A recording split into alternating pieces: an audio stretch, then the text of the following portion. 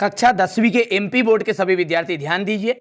ठीक है, आज हम आपका सामाजिक विज्ञान का सेट ए का 7 मार्च का जो पेपर होने जा रहा है उस पेपर का पूरा सॉल्यूशन देखेंगे। ठीक है, हिंदी और इंग्लिश मीडियम का देख लीजिए, वर्जन आपका एक ही रहने वाला है। आपको बिल्कुल चिंता नहीं करनी है। जिस तरह मैंने पूरा हिंदी का पेपर जो आपको समझाया था वही आया था, उसी तरह सामाजिक विज्ञान का पेपर भी पूरा आएगा। लेकिन शर्त इतनी सी कि चारों पेपर को आपको अच्छे से कंप्लीट करना पड़ेगा। जिस बच्चों को भरोसा है वही वीडियो को देखेगा, वरना मत देखिएगा। ठीक है, भारत में वन्य जीव सुरक्षा अधिनियम कब पारित हुआ? ठीक है, तो सुरक्षा जो वन्य जीव अधिनियम पारित हुआ था वो हुआ था 1972 में। ठीक है, किस राज्य में बांस ड्रिप सिंचाई सामान्य है? तो वो है आपकी मेघालय में। देश का सबसे पुराना कृत्रिम पत्तन कौन सा है? सबसे पुराना कृत्रिम पत्तन है चेन्नई। ठीक है, 1804 की नागरिक संहिता को किस नाम से जाना जाता है? नेपोलियन संहिता। भारत में साइमन कमीशन का जो बहिष्कार किया गया था वो क्यों किया गया था? क्योंकि देखिए, साइमन कमीशन का बहिष्कार इसलिए किया गया था कि इसके सारे जो लोग थे वो अंग्रेज थे। अब अंग्रेज थे मतलब इसमें भारतीय कोई नहीं था। ठीक है, ग्रामीण सरकार को कहा जाता है नगर कमेटी। ठीक है, भरोसा रखिए, विश्वास रखिएगा। देखिए, जो बच्चे कमेंट कर रहे हैं कि पेपर नहीं आया था हिंदी का, उनके लिए मैं एक महत्वपूर्ण सूचना ये दे रहा हूं कि भैया मैंने पहले ही हर वीडियो में कहा था कि 4 तरह के पेपर मैं आपको बताऊंगा। 4 तरह के जो पेपर बच्चे करेगा, ठीक है, उसको ही 75 से 75 नंबर आएंगे। ठीक है, जिस बच्चे ने वास्तव में किया होगा उसी को पता है कि मैंने जो बताया था पूरा हुबहू पेपर आया था। देखिए, हमारा जो उद्देश्य ये नहीं है यार कि आपको अच्छे अंक ना आए। ठीक है, हम भी इसलिए मेहनत कर रहे हैं कि आपको अच्छे अंक आए। ठीक है, हमारी वजह से आपको अच्छे नंबर आएंगे तो आपका और हमारा जीवन भर नाता बना रहेगा। ठीक है, रिक्त स्थानों की पूर्ति करिए। विनिर्माण उद्योग सामान्यतः आर्थिक विकास की रीढ़ समझे जाते थे। ठीक है, देश की पहली रेलगाड़ी मुंबई और थाने के मध्य चलाई गई थी। मार्च 1919 में बंबई में एक खिलाफत समिति का गठन किया गया था। इंग्लैंड के कपड़ा व्यवसायी स्टेपल्स से ऊन खरीदते थे। लोकतांत्रिक सरकारों में क्या नहीं होती? पारदर्शिता नहीं होती। आपको चिंता नहीं करनी, 23 के 23 प्रश्न ही बताऊंगा, चाहे वीडियो कितना ही लंबा क्यों ना हो। ठीक है, पूरा सॉल्यूशन समझाऊंगा एक एक चीजों को। 7 मार्च के दिन पेपर है और पूरी इस तरह से तैयारी कराऊंगा कि ठीक है कि आपको 75 से 75 नंबर आएंगे। ठीक है भैया, तमिलनाडु में ग्रामीण क्षेत्रों के आज भी 90% से ज्यादा लोग जो लोग हैं वो राशन की दुकान का प्रयोग करते हैं। ठीक है, यानी गरीब लोग हैं। चलिए, ये हमारे इंग्लिश मीडियम वाले बच्चों के लिए है। ठीक है, इसी तरह से आप ठीक है कन्वर्ट करके लिख लीजिएगा आंसर को। वो ये आंसर है, पहला है जोड़ी। ठीक है, प्रथम विश्व युद्ध था 1914 से 1918। सूती कपड़ा मिल रिचर्ड आर्कराइट हो गया है। बेल्जियम की जो भाषा है वो बेल्जियम की भाषा आपकी डच एवं फ्रेंच है। महिला साक्षरता दर ठीक है 54% है। सरकार का बेहतर रूप लोकतांत्रिक। ठीक है, 2011 की भारत की साक्षरता दर थी 73%। ठीक है, यहां से देखिए हमारे इंग्लिश मीडियम वाले बच्चे स्क्रीनशॉट लेंगे।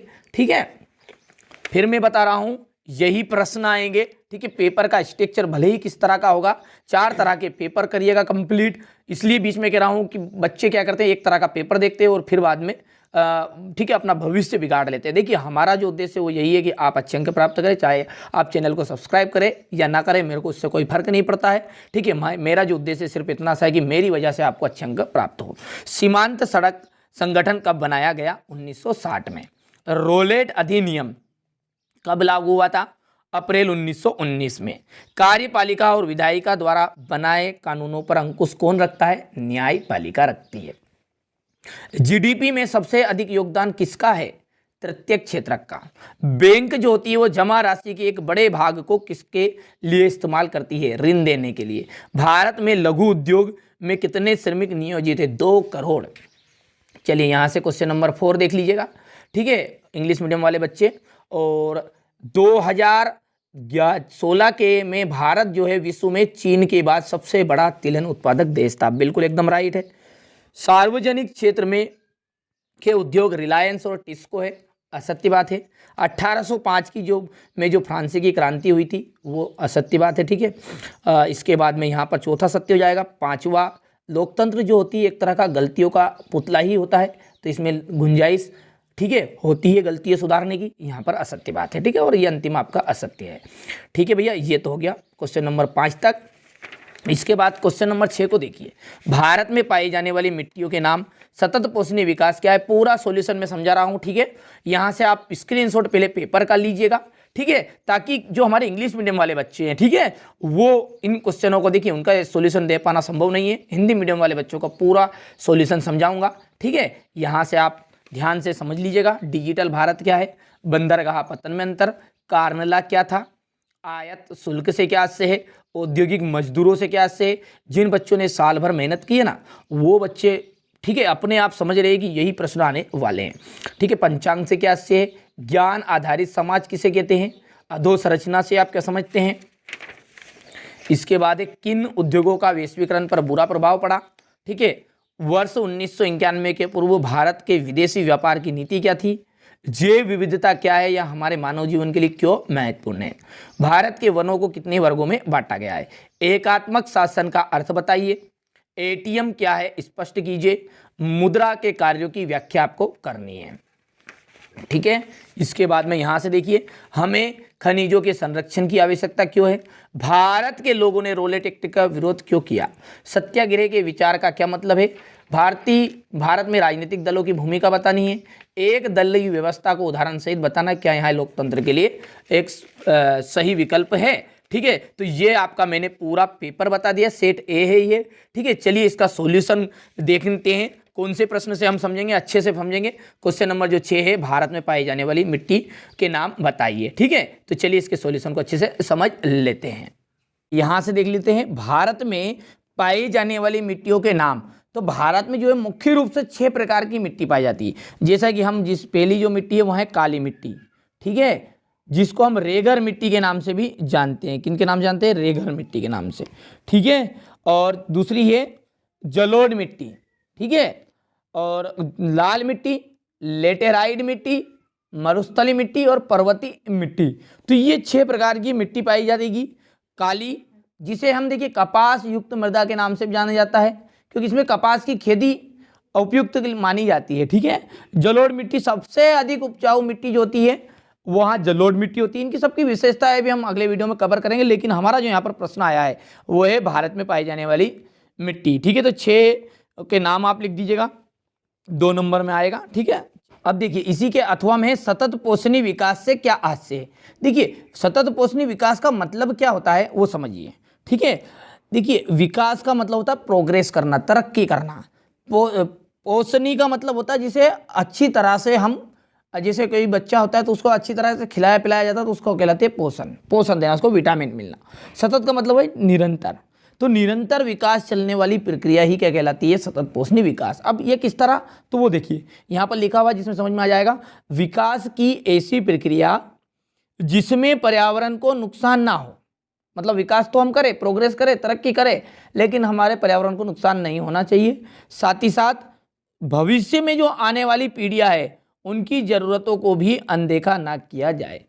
तो इसे ही क्या कहते हैं, सतत पोषणीय विकास कहते हैं। किसे कहेंगे, सतत पोषणीय विकास, कि विकास की ऐसी प्रक्रिया जिसमें पर्यावरण को नुकसान ना हो और साथ ही साथ जो भविष्य में आने वाली पीढ़ियां है उनकी जरूरतों को भी अनदेखा ना किया जाए, इसे भी विकास को हम सतत पोषणीय विकास के नाम से जानते हैं, ठीक है। तो देखिए 2 तरह से परिभाषाएं थी, यहाँ पर भी है और वहाँ पर भी, जो जमे वो लिख लेना, लेकिन वहाँ की सरल थी, थोड़ा सी अटपटी लैंग्वेज की यहाँ पर। चलिए इसके बाद में जो अगला है वो देखिए, जलोढ़ मिट्टी और काली मिट्टी में अंतर है। देखिए जलोढ़ का मतलब क्या होता है, नदियों के द्वारा बहाकर लाई गई मिट्टी जलोढ़ मिट्टी कहलाती है, ठीक है। जलोढ़ मिट्टी कहाँ की बनी, जो नदियों द्वारा, तो ये अधिक उपजाऊ होती है, ये थोड़ी कम उपजाऊ होती है। यहाँ मिट्टी का रंग हल्का भूरा होता है, इस मिट्टी का रंग कैसा होता है, हल्का भूरा, और ये मिट्टी जो है काले रंग की होती है। नदियों द्वारा बहाकर लाई गई मिट्टी को जलोढ़ मिट्टी कहते हैं। और काली मृदा का जो निर्माण है वो ज्वालामुखी उद्गार से निकलने वाले लावा से होता है। ठीक है, 2 नंबर का आएगा, 2 नंबर में बस इतना लिखिएगा, ज़्यादा लिखने की कोई ज़रूरत नहीं है। चलिए, मृदा संरक्षण से आप क्या समझते हो? मृदा संरक्षण, संरक्षण का मतलब क्या होगा? उसके नुकसान जो हो रहा है उससे उसकी रक्षा करना। संरक्षण का मतलब क्या होता है? रक्षा करना। अब मिट्टी की रक्षा करना किस तरह से? तो मिट्टी के अपरदन या क्षय को रोकना ही मृदा संरक्षण कहलाता है। किसे कहते हैं मृदा संरक्षण? मिट्टी का जो कटाव है या बहाव है, ठीक है, यानी कि हम स्वाभाविक रूप से कह सकते हैं, यहां पर लिख देते हैं और सिंपल लैंग्वेज में, मिट्टी के कटाव या बहाव को रोकना ही मृदा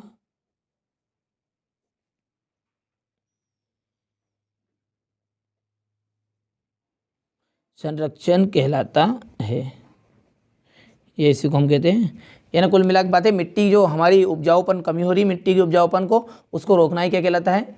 मृदा संरक्षण। ठीक है, तो इसको रोकना है। ठीक है, तो ये किस कारण से हो रहा है? तो बढ़ती हुई जनसंख्या के कारण प्राकृतिक संसाधनों का बड़े पैमाने पर विनाश हुआ। जो बढ़ती हुई जनसंख्या उसके कारण क्या हो रहा है? प्राकृतिक संसाधनों का बड़े पैमाने पर विनाश हुआ, इसलिए मृदा संरक्षण द्वारा विनाश को रोकना आवश्यक है। ठीक है, तो यहाँ पर ये मृदा संरक्षण का के बारे में चैप्टर होगा, बस इतना सा लिख दोगे जब भी परिभाषा, तब भी 2 नंबर आपको मिल जाएंगे। ठीक है, चलिए अगला जो क्वेश्चन है वो देखिए, गौर से देखिएगा, थोड़ा सा बड़ा कर लेते हैं। यहाँ पर देखिए, गन्ना जो है नगद दाम की फसल है, क्यों? देखिए, गन्ना जो है उससे पहले आप नगद या व्यापारिक फसलों का मतलब समझिए। नगद दाम वाली फसल उन फसलों को कहते हैं कि जिनका उपयोग प्रत्यक्ष रूप से भोजन के लिए नहीं किया जाता। जैसे हमारा गेहूं है, ये गेहूं जो है ये भी हमारे को पैसा तो देता है, लेकिन हम इसका उत्पादन जो है मुख्य रूप से जनता का पेट भरने के लिए करते हैं। लेकिन जो नगद गन्ना जो है वो क्या है? एक तरह की व्यापारिक फसल के अंतर्गत आएगी, क्योंकि इसका मतलब उद्देश्य ये होता है कि केवल और केवल धंधा बिजनेस करने के लिए इसका उत्पादन किया जाएगा। तो देखिए, ठीक है, नगद और व्यापारिक फसलों का आशय उन फसलों से है जो प्रत्यक्ष रूप से भोजन के लिए उत्पन्न नहीं की जाती, ठीक है, किंतु उन्हें बेचकर नगद राशि प्राप्त होती है। समझ में आ रहा है आपको कि जो नगद और व्यापारिक फसल है उसका मतलब यह है कि इसका भोजन के लिए मुख्य रूप से उत्पादन नहीं होगा। किसके लिए होगा? केवल और केवल धंधा पानी, यानी कि बेचकर थोड़े से नगद पैसे प्राप्त किए जाए, इसलिए इसे नगद दाम की फसल कहते हैं। इसमें ठीक है, कपास, चाय, कॉफी, तिलहन, सोयाबीन, गन्ना, तंबाकू, रबर आदि है। इसलिए इन्हीं कारणों से क्या कहलाती है? जो गन्ना है वो नगद दाम की फसल कहलाती है। ये भी नगद दाम की फसल के उदाहरण ही है। चलिए अगला प्रश्न है आपका 8वें का अथवा, खरीफ और रबी की फसल में अंतर बताइए। देखिए, खरीफ, ध्यान से समझिए, आप तो अंतर जीवन भर याद रहेगा। अब आपको खरीफ और रबी का किस तरह से वो समझते हैं। देखिए यहाँ पर लिखा हुआ है खरीफ। खरीफ का मतलब समझते हैं आप? जो हमारी बरसात में फसल बोई जाएगी। रबी का मतलब है जो ठंड में बोई जाएगी। ठीक है भैया, तो इनको याद करने की ट्रिक कैसे रहेगी वो समझ लेते हैं। देखिए, जो हमारा सोयाबीन है और गेहूं है, दोनों को यदि आप लिखोगे, जिसे मैंने यहाँ पर लिखा हुआ है सोयाबीन,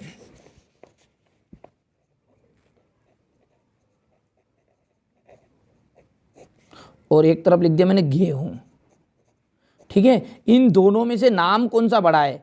तो वही आपका बड़ा नाम वाला, और जो जिसका छोटा नाम है वो छोटा नाम वाला। देख लीजिए दोनों को। ठीक है, सोयाबीन जो है वो खरीफ में आ जाएगा, गेहूं जो है रबी में आ जाएगा। अब आप सब जानते हैं कि जो खरीफ की फसल है वो मानसून के आगमन पर बोई जाती है। कहीं पे बोई जाती है? मानसून के आगमन पर। ये मानसून का समापन होने पर इसको बोया जाता है। ठीक है, तो यहाँ पर हम लिख देंगे इसको कि ये फसल जो है मानसून के आगमन पर शुरू होती है और ये जो मानसून ऋतु के संवाद में ठंड आएगा, शरद ऋतु, उसके आगमन पर वही आएगी।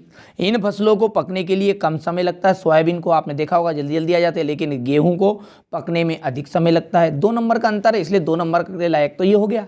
पर साथ ही साथ आप सब जानते हैं कि सोयाबीन है उनका उत्पादन कम होता है और गेहूं का उत्पादन ज़्यादा होता है। तो ये जो खरीफ की फसल है इनका उत्पादन कम होता है और रबी की फसल का उत्पादन अधिक होता है। ठीक है, उदाहरण के लिए लिख सकते हैं इनका प्रति हेक्टेयर उत्पादन कम रहेगा, इनका ज़्यादा रहेगा। साथ ही साथ यहाँ पर हम लिख सकते हैं उदाहरण में कि सोयाबीन, ठीक है, मक्का, ये सारी चीज़ में आएगी और गेहूँ चना इसमें और रबी की फसल के अंतर्गत आ जाएगा। ठीक है, विनिर्माण क्या है, ध्यान समझिए। विनिर्माण, निर्माण का मतलब क्या होता है, कोई भी एक वस्तु का उत्पादन हो गया। जैसे हमारी जो खेती है उसमें बोया गन्ना, अब जो गन्ना है उसका उत्पादन हो चुका है, यानी उसका निर्माण हो चुका है। अब उस गन्ने से कोई भी एक दूसरी तरह का उत्पाद बनाना, ठीक है, यानी कोई भी मूल्यवान वस्तु बनाएंगे, कोई भी उत्पाद बनाएंगे, जैसे चीनी, ठीक है, बांस से कागज, ये सब क्या है, विनिर्माण है। यानी कोई भी जो उत्पादन हो चुका है कोई भी वस्तु का, उस उत्पादन का फिर से दोबारा उसका रिवेन्यू करना, ठीक है, इन्हें नई चीज बनाना। जैसे कच्चे पदार्थ को मूल्यवान उत्पाद में परिवर्तित करना और अधिक मात्राओं में वस्तु के उत्पादन करने को ही विनिर्माण कहा जाता है। समझ में आया विनिर्माण क्या है? कि जैसे जो बांस है उससे हमने क्या बनाया, कागज, तो कागज बांस से प्राप्त हुआ। चीनी जो है वो गन्ने से प्राप्त हुई, ठीक है, तो ये कहलाएगा गन्ने से चीनी बनाना एक तरह का विनिर्माण है। समझ में आ गया? इतना सही लिखना, ज़्यादा आपको लंबा चौड़ा लिखने की जरूरत नहीं, 2 नंबर में पेपर में आने वाला है। ठीक है, कच्चे पदार्थ को मूल्यवान उत्पाद में परिवर्तित कर अधिक मात्रा में वस्तुओं के उत्पादन को ही विनिर्माण कहा जाता है। इसी के अथवा में प्रश्न है, स्पष्ट कीजिए कि कृषि और उद्योग किस प्रकार साथ साथ बढ़ रहे हैं। यहां पर आपको बताना है कि खेती जो है और कंपनियां हैं ये दोनों साथ साथ बढ़ रहे हैं, एक दूसरे के सहयोगी है पूरा के। तो आप सब जानते ही हैं कि जो भारत है हमारा वो कृषि प्रधान राष्ट्र है। हमारा जो देश है वो कैसा है, कृषि प्रधान देश है। आज कृषि का जो विकास है वो पूर्णतः उद्योगों के विकास पर ही निर्भर है। जैसे अभी मैंने बताया गन्ने से चीनी, जितनी ज़्यादा चीनी का उत्पादन होगा उतने गन्ने का माल की गुणवत्ता में सुधार आएगा, उनका भाव बढ़ेगा। ठीक है, तो जो आज कृषि है हमारी उसका पूर्णतः विकास किस पर निर्भर हो गया है, उद्योगों पर। कृषि में उर्वरकों, कीटनाशकों के लिए कच्चे माल की आवश्यकता होती है। ठीक है, यहाँ कच्चा माल हमें कृषि से ही प्राप्त होता है। जैसे ठीक है, चीनी उद्योग के लिए गन्ना खेतों से ही प्राप्त होता है। ठीक है, समझ में आ रहा है आपको क्या कह रहे हैं यहाँ पर, कि भारत जो है हमारा कृषि प्रधान राष्ट्र है और आज कृषि का जो विकास है पूर्णतः उद्योगों के विकास पर निर्भर है। कृषि में जो उर्वरक कीटनाशक है वो सारे के सारे, ठीक है, उनके लिए वो कच्चे माल, जब कंपनी बनेंगे ये सारी चीज़ें, तो इनके लिए जो कच्चा माल है नहीं वो खेती ही हमारा काम करेगी। यहाँ कच्चा माल हमें सारे का सारा खेती से ही प्राप्त होता है। जैसे चीनी जो है उद्योगों के लिए गन्ना, चीनी उद्योग के लिए गन्ना जो है खेतों से प्राप्त होता है। ठीक है, अतः हम कह सकते हैं कृषि हमारे उद्योगों का आधार है और इस प्रकार कृषि और उद्योग जो है साथ साथ बढ़ रहे हैं और वास्तव में इन दोनों का क्या है, निकट का संबंध है। क्या है, दोनों में निकटता का संबंध है। सिंपल सी लैंग्वेज में मैंने बताया, सरल शब्दों में बताया है। ठीक है, स्क्रीनशॉट आप लेते चलिएगा। ठीक है, चलिए आगे बढ़ते हैं। क्वेश्चन नंबर जो 10 है, देखिए क्वेश्चन नंबर 10 में है, सीमा सड़क की स्थापना कब और क्यों की गई। सीमा सड़क संगठन जो है उसकी स्थापना 1960 में की गई। इसने बोला था कब की गई, अब क्यों की गई उसके बारे में आगे। पूर्वोत्तर क्षेत्र में सीमावर्ती सड़कों के परिवहन से समन्वित तथा तीव्र विकास करके यहाँ के आर्थिक विकास को तेज किया जा सके। यानी कि क्या बोल रहा है ये कहना चाह रहा है कि जो पूर्वोत्तर क्षेत्र है उनमें सीमावर्ती जो इलाके हैं, सीमावर्ती मतलब जो हमारे बॉर्डर के इलाके हैं, उन पर परिवहन को तेज गति से चलाने के लिए, सुचारू ढंग से चलाने के लिए, ठीक है, उनका आर्थिक विकास करने के लिए यहाँ पर सीमा संगठन की स्थापना की गई, ठीक है, जिससे क्या हुआ, प्रतिरक्षा संबंधी व्यवस्था को मजबूत बनाया जा सके, ठीक है। सिंपल सा स्क्रीनशॉट ले लीजिएगा आप, ठीक है। इसी के अथवा में है, देश के प्रमुख संचार साधन बताइए। अब देश के प्रमुख संचार साधन कौन कौन से हैं? संचार का मतलब क्या होता है, ठीक है, जो एक दूसरे तक सूचनाओं का आदान प्रदान करें, वो संचार कहलाएंगे। सूचनाओं का आदान प्रदान करना ही क्या कहलाता है? संचार, ठीक है। अब साधन की बात कर रहे हैं यहाँ पर, तो संचार के जो साधन हैं संचार के, वो है निजी संचार, जनसंचार में दूरदर्शन, रेडियो, समाचार पत्र समूह, हमारे जो प्रेस है, मीडिया वाले हैं, ठीक है, सिनेमा है, आदि जो है देश के समूह संचार के साधन हैं, ठीक है। यहाँ पर आप इसको ऐसा लिखिएगा, देश के प्रमुख संचार के साधन हैं। थोड़ी सी यहाँ पर कोचिंग में जब लिखवाया था बच्चों को तो उन्होंने थोड़ी बहुत मिस्टेक कर दी है, लिखने में कोई दिक्कत नहीं, मैंने सुधरा दिया, अच्छे से कंप्लीट कर लीजिएगा। चलिए इसके आगे के प्रश्नों को पढ़ते हैं। चलिए अब अगला है डिजिटल भारत क्या है, ठीक है। डिजिटल भारत, डिजिटल जो भारत है वो ज्ञान आधारित परिवर्तन के लिए भारत को तैयार करने के लिए एक विशाल कार्यक्रम है। डिजिटल भारत क्या एक तरह का कार्यक्रम है। अब किसके लिए? कि जो हमारा भारत है उस पर ज्ञान आधारित परिवर्तन लाने के लिए, ठीक है, तैयार करने का एक माध्यम है। डिजिटल भारत कार्यक्रम का जो मुख्य उद्देश्य है वो क्या है? भारतीय प्रतिभा प्लस सूचना प्रौद्योगिकी, यानी कि इनको दोनों को मिलाकर कल का जो आने वाला भारत है, ठीक है, उसमें होने वाले परिवर्तनों को समझना है और तकनीक को केंद्र में रखकर, यानी कि तकनीक को केंद्र में रखकर बदलाव लाना है, ठीक है। सिंपल है। डिजिटल भारत वास्तव में है क्या? डिजिटल भारत जो है ज्ञान आधारित परिवर्तन के लिए भारत को तैयार करने के लिए एक विशाल तरह कार्यक्रम है, बड़ा कार्यक्रम है। डिजिटल भारत कार्यक्रम का जो मुख्य उद्देश्य है वो IT प्लस IT, यानी कि इसका मतलब भारतीय प्रतिभा प्लस सूचना प्रौद्योगिकी, यह अर्थात कल का जो आने वाला भारत है उसमें होने वाले परिवर्तनों को समझना है, साथ ही साथ तकनीक को केंद्रों में रखकर ध्यान बदलाव लाना है, ठीक है। इतना ही लिखिएगा, 2 नंबर का आता है वो तो, ठीक है। इसी के आगे वाला जो प्रश्न है उसको देखते हैं, ठीक है। यहाँ पर इसका खाली था इसलिए वहाँ से बता दिया। आगे बढ़ते हैं। अब है बंदरगाह और पत्तन। देखिए समुद्री जो मार्गी में जहाज लाते और ले जाते हैं उनमें 2 तरह के स्थान रहते हैं। एक तरह को हम कह सकते हैं हमारा जो आराम करने का, ठहरने का स्थान रहेगा वो 2 तरह का रहेगा, एक तो बंदरगाह और दूसरा पतन। देखो बंदरगाह से पहले आप पतन को समझिए। पतन का मतलब क्या है? जहां से माल को लादेंगे और उतारेंगे। समझ में आ रहा है आपको? जैसे मैंने आपको कहा कि यहां पर भोपाल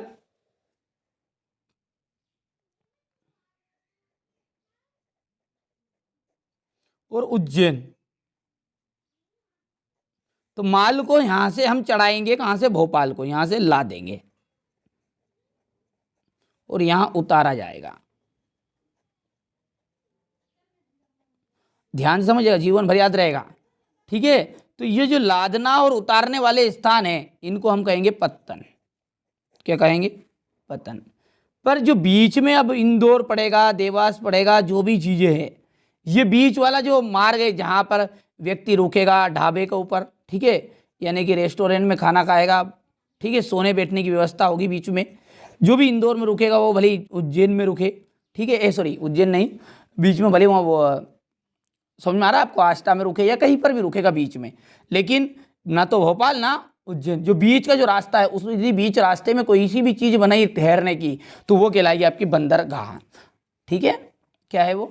बंदरगाह। और बंदरगाह क्या है? ये प्राकृतिक होते हैं अधिकतर, क्योंकि इनको समुद्र के अंदर निर्माण नहीं किया जा सकता, लेकिन कभी कभी किया भी जा सकता कई जगहों पर, ठीक है, लेकिन अधिकतर ये पहले से ही होंगे आप, क्योंकि यहाँ पर ये जो समुद्र वाली बात चल रही तो समुद्र में आप सब जानते ही हैं, ठीक, उसमें बीच में कौन बनाया जाएगा?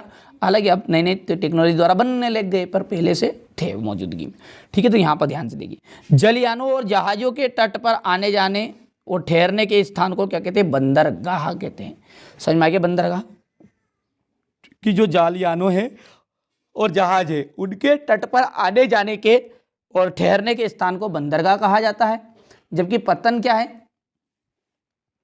पत्तन है कि समुद्र तट का वहाँ स्थान जहाँ जहाज में माल लादने का और उतारने का कार्य करता है उसे कहते हैं पत्तन। ठीक है, बंदरगाह जो है चूंकि समुद्र के भीतर रहेंगे अधिकतर, तो जल की गहराई इनमें अधिक होती है, लेकिन पत्तन में जल की गहराई अधिक नहीं होती है, क्योंकि कहाँ पर आप सामान उतार लाओगे जहाँ पर समुद्र की कब होगा गहरा।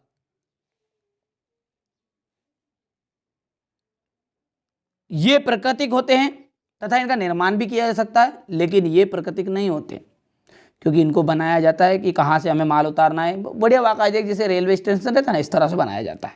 ठीक है भैया, 3 अंतर है, 2 अंतर वैसे आते हैं। ठीक है, जलयानों और जहाज़ों के तट पर आने जाने और ठहरने के स्थान को बंदरगाह, और ऐसा स्थल जहाँ से माल को लादेंगे और उतारेंगे उसे कहेंगे पतन। बंदरगाह में जल की गहराई अधिक होगी, पतन में जल की गहराई नहीं होती है। ये प्राकृतिक होते हैं, इनका निर्माण भी किया जा सकता है। ये प्राकृतिक नहीं होते, इनका निर्माण किया जाता है। ठीक है, जबकि ये प्राकृतिक होते, ये प्राकृतिक नहीं होते। कुल मिलाकर बात ये है। अच्छा, अब अगला प्रश्न देखते हैं। देखिए, कार्न ला क्या था? कार्न ला नाम में ही लग रहा है, कार्न ला, ला का मतलब था नियम, कानून। ठीक है, और ब्रिटिश सरकार ने क्या किया था कि जो पहले आपने देखा होगा जो किसान थे वो बहुत बड़े बड़े किसान थे, यानी कि उनके पास जमीन है ना, 1000 एकड़, 10,000 एकड़, 5,000 एकड़ है। आज तो 2 एकड़ 3 एकड़ से ज़्यादा नहीं, हेक्टेयर 3 एकड़, 3 हेक्टेयर 2 हेक्टेयर, बस इससे ज़्यादा नहीं। ठीक है, पर लेकिन पहले जो ब्रिटिश सरकार के ज़माने में जनता कम थी और किसान भी कम थे। ठीक, जनता कम थी, किसान स्वाभाविक कम होंगे। तो क्या हुआ था कि बहुत सारे जमीनों के हमारे भूस्वामी थे। भूस्वामी मतलब जमीन के मालिक है ना, किसान बड़े बड़े। अब उन्होंने क्या किया, मक्का का जो आयात हो रहा था, आयात का मतलब क्या होगा, बाहर से मंगवाना, उस पर पाबंदी लगवा दी, क्योंकि वो बड़े बड़े थे, वो सरकार पर दबाव डाला, उन्होंने पाबंदी लगवाई।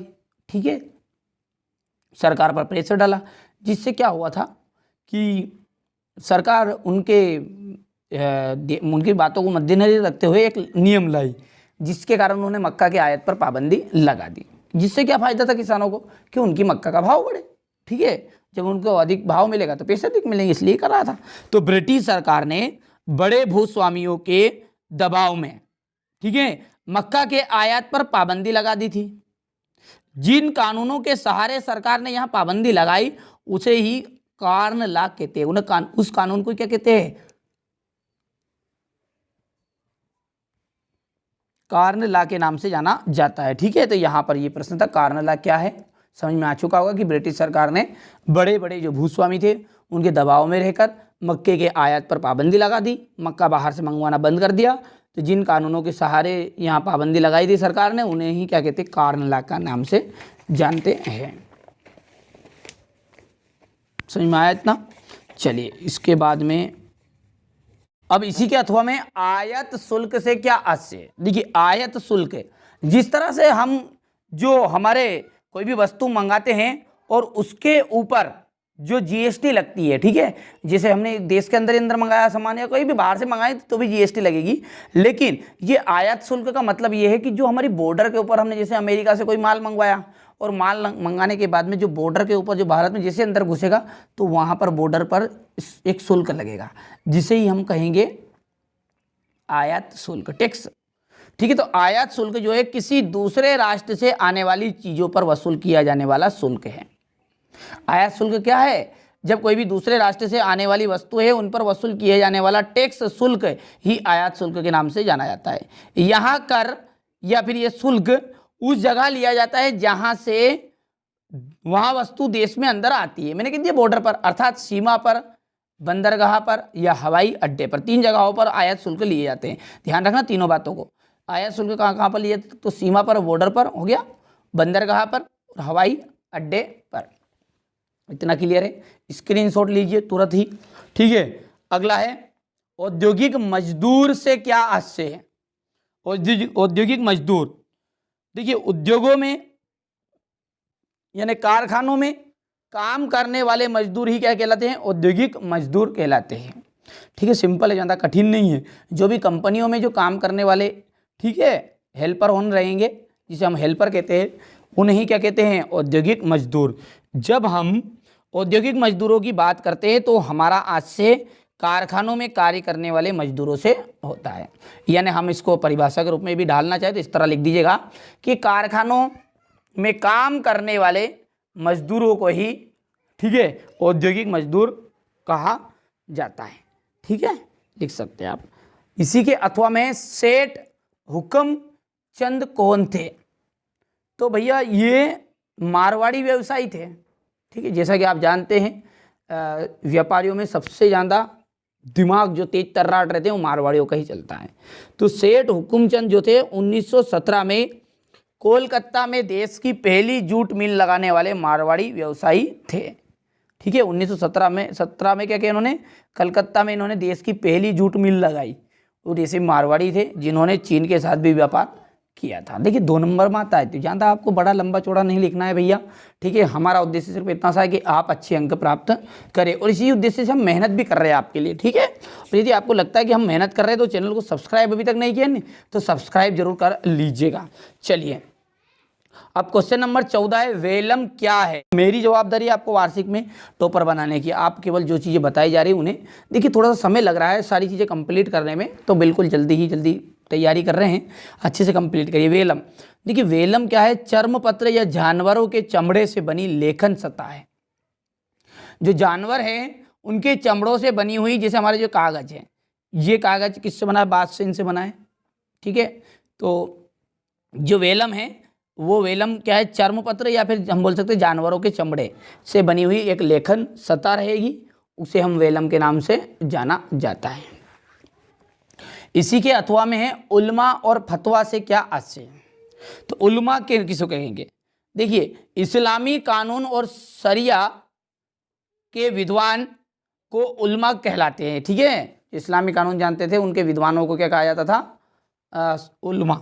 ठीक है, इस्लामी कानून जानने वाले। फतवा किसे कहते हैं? फिर ध्यान से दीजिए, अनिश्चय और या असमंजस की स्थिति में इस्लामी कानून जानने वाले विद्वान जो थे वहाँ मुक्ति के द्वारा, ठीक है, मुक्ति के द्वारा जाने वाले वैधानिक घोषणा को, ठीक है, फतवा कहते हैं। मतलब जो अनिश्चय या कोई सी असमंजस की घटना होती थी उसमें कोई भी जो उल्मा बोलते यानी इस्लामी कानून जानने वाले विद्वान, वो विद्वान कोई भी जो बातें कहते थे उसको क्या कहते थे? फतवा।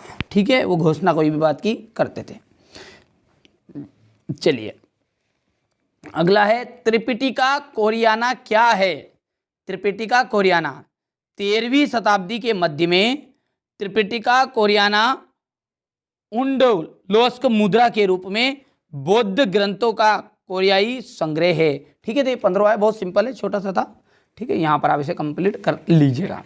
चलिए अगला देखिए, बहुत ही महत्वपूर्ण प्रश्न है, देखिए। ठीक है, पंचांग याद कर लीजिएगा इसे। चांद सूरज की गति, ध्यान समझिए, पंचांग क्या है? चांद सूरज की गति, ज्वार भाटा के समय और लोगों के दैनिक जीवन से जुड़ी हुई अहम जानकारी देने वाला जो पंचांग है उसे कहते हैं वार्षिक पंचांग, या पंचांग भी कहते हैं, वार्षिक पंचांग भी कहते हैं। जो हमारे, ठीक है, ब्राह्मण जो समाज के गुरुजी होने रहते हैं, वो गुरुजी जो जिन चीज़ों को से हमको सब मिति तिथि बताते हैं, ठीक है, कि आज, ठीक है, 11 से या अम्मा से, ठीक है, जो भी चीज़ है वो आपकी जो क्या चांद सूरज की जो गति, ज्वार भाटा के समय, ठीक है, और लोगों के दैनिक जीवन से जुड़ी अहम जानकारियां देना ही क्या कहलाता है? वार्षिक पंचांग कहलाता है। अब अगला प्रश्न देखते हैं, ज्ञान आधारित समाज किसे कहते हैं? देखिए नाम में ही लग रहा है, हेडिंग में ही, ऐसा समाज को हम कहेंगे, ठीक है, ऐसे समाज को हम ज्ञान आधारित समाज कहेंगे जिसपे जो सारी क्रियाएं होगी, जो सारे कार्य होंगे, जो सारे हमारे द्वारा कर्म किए जाएंगे, वो सारे कर्म किसके द्वारा किए जाएंगे? ज्ञान पर के आधार पर, यानी नॉलेज के आधार पर कोई भी काम करेंगे, ठीक है, उस समाज को हम कहेंगे ज्ञान आधारित समाज। देखिए 2 नंबर का सिंपल है, देखते समझते हैं। वहाँ समाज जिसमें सभी क्रियाएं उपलब्ध ज्ञान के आधार पर होती हैं। ऐसा समाज जिसमें सभी क्रियाएं कैसी होती है? उपलब्ध ज्ञान के आधार पर होती है, उसे हम क्या कहते हैं? ज्ञान आधारित समाज कहते हैं। दूर संचार तकनीक के विस्तार से ज्ञान आधारित समाज की धारणा का विकास हुआ है।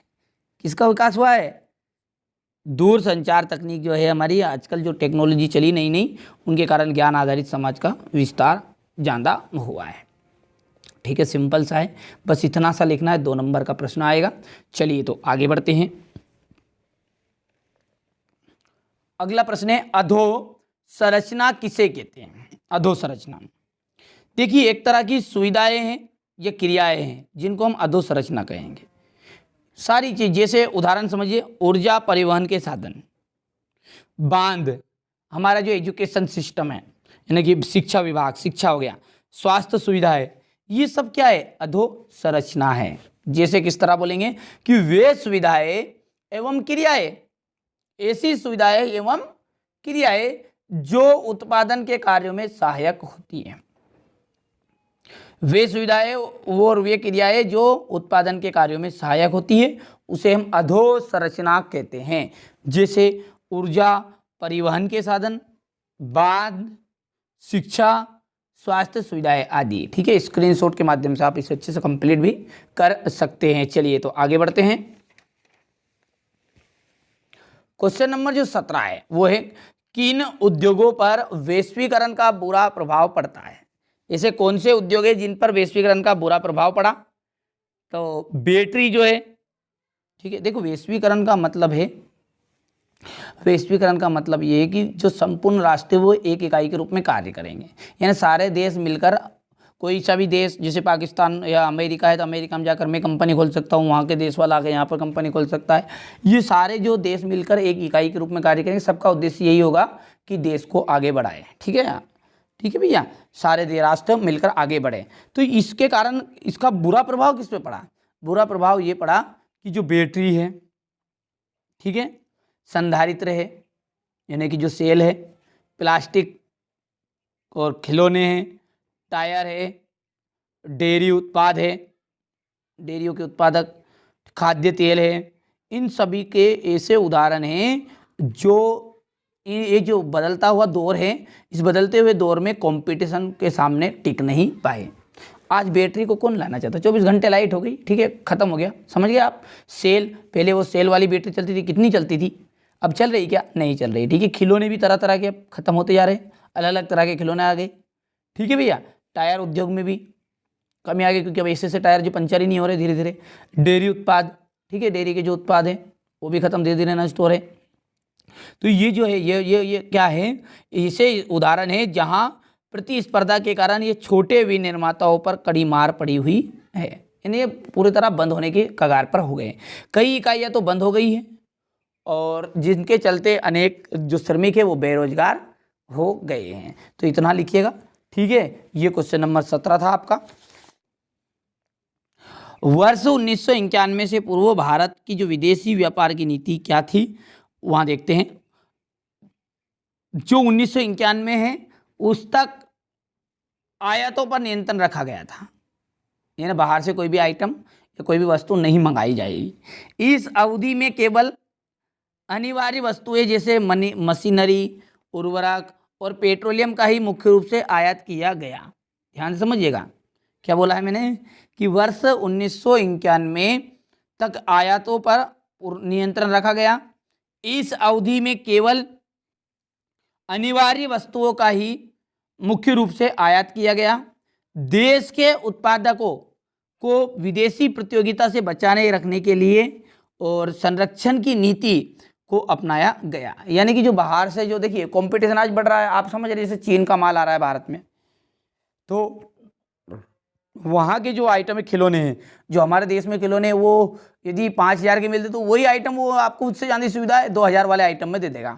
ठीक है, तो इसके कारण क्या हुआ, जो बाहर के जो कंपटीशन की प्रतिस्पर्धा से बचाने के लिए ऐसा किया गया था कि ताकि देश का पैसा देश में ही रहे, इसलिए ये विदेशी व्यापार नीति अपनाई गई थी। ठीक है, तो इसमें क्या हुआ गया था कि वर्ष 1991 तक आयातों पर नियंत्रण रखा गया। इस अवधि में केवल अनिवार्य वस्तुएं जैसे मशीनरी, उर्वरक और पेट्रोलियम का ही मुख्य रूप से आयात किया गया। देश के जो उत्पादकों को विदेशी प्रतियोगिता से बचाने रखने के लिए संरक्षण की नीति को अपनाया गया। इसका परिणाम क्या हुआ? परिणाम ये हुआ कि इस अवधि में व्यापार जो है वो बहुत ही धीमी गति से चला। ठीक है, क्योंकि बाहर से अब जब आइटम नहीं तो बिजनेस नहीं बढ़ेगा। ठीक है भैया, तो ये इसका आंसर था, अच्छे से कंप्लीट कर लीजिएगा। चलिए आगे बढ़ते हैं।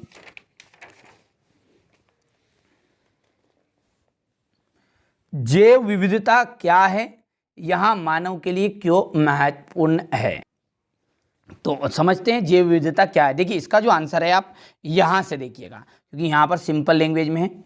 देखिए जैव विविधता का मतलब क्या है, किसी भी जो प्राकृतिक प्रदेश है उनमें पाए जाने वाले जंगली तथा पालतू जीव जंतु, ध्यान समझिए, किसी भी प्राकृतिक प्रदेश में पाए जाने वाले जंगली तथा जो पालतू जीव जंतु है, ध्यान समझिए, जंगली और पालतू जीव जंतु पूरे आ गए, साथ ही साथ पेड़ पौधे, इनकी जो प्रजातियां है इनकी अधिकता को ही क्या कहते हैं, जैव विविधता के नाम से जाना जाता है। यानी कि पेड़ पौधे भी आ गए और सारे के सारे जीव जंतु भी आ गए, इनकी सभी की जो उपलब्धता है, इनकी अधिकता है, इनकी बहुलता है, इसी को ही कहते हैं जैव विविधता।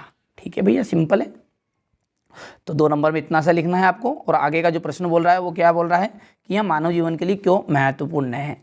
देखिए क्योंकि यहाँ पर देखिए पूरे के पूरे चीज़ आ गए इसमें। देखिए मनुष्य भी आ गया, यानी कि जीव जंतु भी आ गए, पालतू जीव जंतु भी आ गए, जंगली भी आ गए, साथ ही साथ पेड़ पौधे भी आ गए। तो यानी कि ये जो है मानव की जो अनेक आवश्यकता होगी, जैसे पेड़ पौधे से आवश्यकता पूरी होती है, आप सब जानते हैं, क्योंकि पेड़ पौधे या फिर फसल है जो इनके कारण ही तो क्या होता है, मनुष्य का जीवन टिका हुआ है। तो जैव विविधता के कारण ही मनुष्य को अनेक प्रकार की वस्तुएं प्राप्त होती हैं, जिससे उसका अस्तित्व पृथ्वी पर बना हुआ है। यानी कि ये सारी चीज़ें पेड़ पौधे ही नहीं रहेंगे तो मानव का अस्तित्व ही क्या रहेगा, तो जिससे उसका अस्तित्व पृथ्वी पर बना रहता है। अतः जैव विविधता जो है मानव जीवन के लिए बहुत ही महत्वपूर्ण है। ठीक है भैया, क्या लिखोगे आप कि किसी भी प्राकृतिक प्रदेश में पाए जाने वाले जंगली तथा पालतू जीव जंतु और पेड़ पौधों की जो प्रजातियों की अधिकता है उसी को ही जैव विविधता के नाम से जाना जाता है। अब जैव विविधता के कारण मानव को अनेक प्रकार की वस्तुएं आवश्यकताओं की पूर्ति करने के लिए प्राप्त होती है, जिससे उसका अस्तित्व पृथ्वी पर बना हुआ रहता है। अतः हम कह सकते हैं जैव विविधता जो है मानव जीवन के लिए बहुत ही महत्वपूर्ण है। इसके बाद में है, देखिए भारत में जो वन है उनको कितने वर्गों में बांटा गया है, आरक्षित वन, रक्षित वन और अवर्गीकृत वन। तो देखिए आरक्षित वन किसे कहते हैं, देखिए देश के जो आधे से ज्यादा वन है उन्हें आरक्षित वन घोषित किया गया है। जहाँ तक वन और वन्य प्राणियों के संरक्षण की बात है, उनको आरक्षित वनों को सबसे पहले मूल्यवान माना जाता है। ठीक है, इतना सा लिखिएगा। इसके बाद में रक्षित वन, वन विभाग के अनुसार भारत के जो कुल वन क्षेत्र है उसका 1/3 भाग रक्षित है। ठीक है, इन रक्षित मतलब इसकी रक्षा करनी पड़ रही है। ठीक है भैया, और वन विभाग के अनुसार क्या हो रहा है, भारत के कुल वन में इसका 1/3 भाग यानी तीसरा हिस्सा, ठीक है, 3 पेड़ में से 1 पेड़, इनको रक्षित वन की श्रेणी में रखा गया है। इन वनों को और अधिक उन वनों को और अधिक नष्ट होने से बचाने के लिए इनकी सुरक्षा की जाती है। ठीक है, इसी के अथवा में है अवर्गीकृत वन। अन्य सभी प्रकार के वन और बंजर भूमि जो सरकार, ठीक है, व्यक्ति और समुदाय के स्वामित्व में होती है उन्हें क्या कहते हैं, अवर्गीकृत वन कहेंगे। ठीक है, दो कुछ तो आरक्षित और रक्षित में चले गए और बचे कौन है, आरक्षित और रक्षित वन ऐसे स्थायी वन होते हैं जिनका रखरखाव इमारती लकड़ी या अन्य वन पदार्थों और उनके बचाव के लिए किया जाता है। चलिए अब देखिए क्वेश्चन नंबर जो 19 इसमें दिया गया, एकात्मक शासन का अर्थ स्पष्ट कीजिए। वीडियो बहुत ही लंबा बन रहा है इसलिए आप आज बढ़िया से स्क्रीनशॉट लीजिए, ठीक है, कंप्लीट कर लीजिएगा। ठीक है, चलिए इसी के अथवा में व्यवस्था की महत्वपूर्ण विशेषताएं लिखना। चलिए इसके बाद में ये क्वेश्चन नंबर 20, एटीएम क्या है। ठीक है, बढ़िया से स्क्रीनशॉट लीजिए आप। यहां से मुद्रा के प्रमुख कार्य,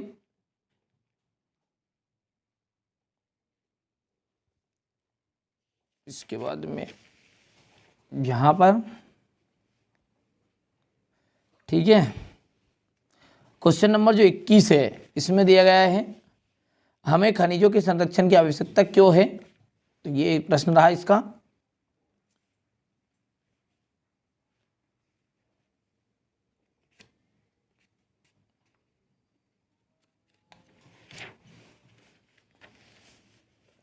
ये अथवा का प्रश्न, तांबे की उपयोगिता का वर्णन कीजिए और इसके प्रमुख उत्पादक क्षेत्र बताने हैं। ये क्वेश्चन नंबर 22, भारत के जो लोग हैं उन्होंने रॉलेट एक्ट का विरोध क्यों किया।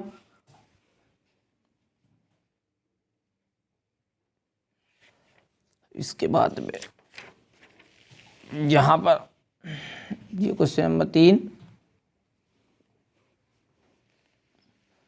और सत्याग्रह के विचार का क्या मतलब है।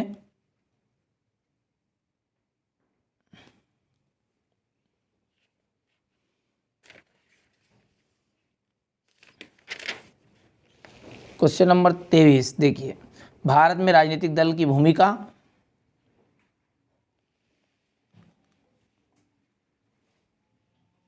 और ये जो अंतिम इसके अथवा का एक दलीय व्यवस्था को उदाहरण से समझाना है।